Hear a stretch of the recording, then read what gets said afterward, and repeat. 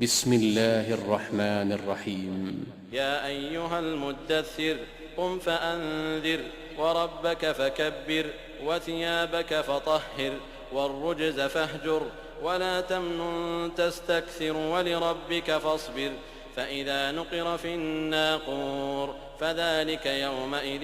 يوم عسير على الكافرين غير يسير ذرني ومن خلقت وحيدا وجعلت له مالا ممدودا وبنين شهودا